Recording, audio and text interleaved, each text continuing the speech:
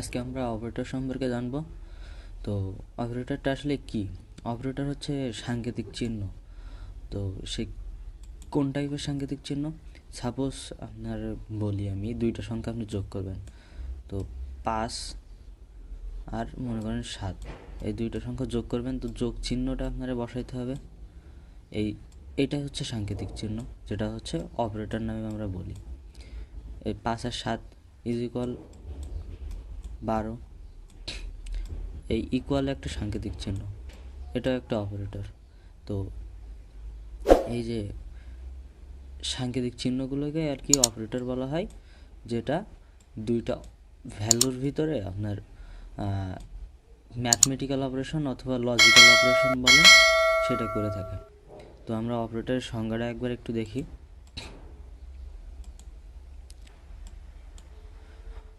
An operator is a symbol that tells the computer perform certain mathematical and logical manipulation. তো যে কথাটা আমি বললাম, অপারেটর আপনার ম্যাথমেটিক্যাল এবং লজিক্যাল অপারেশনটা করে থাকে। এখন এখানে একটা নোট বলে একটা জিনিস লিখে রাখছি, an expression of operands and operator reduce a single value, অর্থাৎ এর যেমন 12 আর 13 এর যোগফল একটা সিঙ্গেল ভ্যালু দেবে। তো সিঙ্গেল ভ্যালু কি? 12 আর 13 25। আর এটা মনে রাখবেন যে এই যে 25 ভ্যালুটা, এটা কখনো নাল ভ্যালু হবে না বা ভয়েড হবে না, এক কথায়।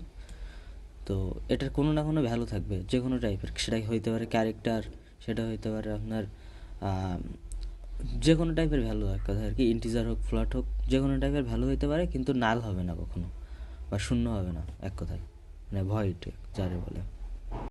তাহলে অপারেটর বলতে কি বোঝায়? যে সাংকেতিক চিহ্নগুলো দুইটা ভ্যালুর মধ্যে ম্যাথমেটিক্যাল অপারেশন এবং লজিক্যাল অপারেশন করে থাকে, সেই টাইপের সাংকেতিক চিহ্নগুলোকে আমরা অপারেটর বলে থাকি। সি প্রোগ্রামিংয়ে বিভিন্ন টাইপের অপারেটর আছে। তো তার মধ্যে এরিথমেটিক অপারেটর আছে, রিলেশনাল অপারেটর আছে, অ্যাসাইনমেন্ট অপারেটর আছে, লজিক্যাল অপারেটর আছে, bitwise operator, increment and decrement operator. তো আজকে আমরা শুধুমাত্র এরিথমেটিক অপারেটর সম্পর্কে জানব। এখন আসি এরিথমেটিক অপারেটর সম্পর্কে।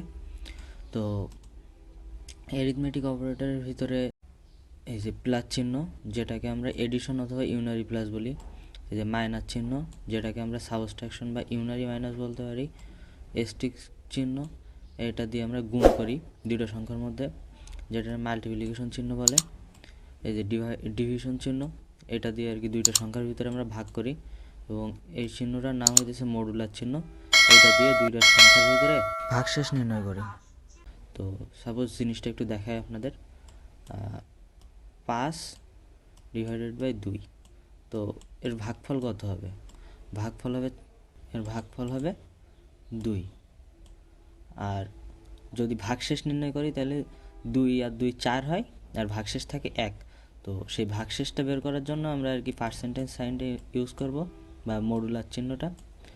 তো এই যে 5% 2 ইজ ইকুয়াল টু আমাদের দেখাবে 1।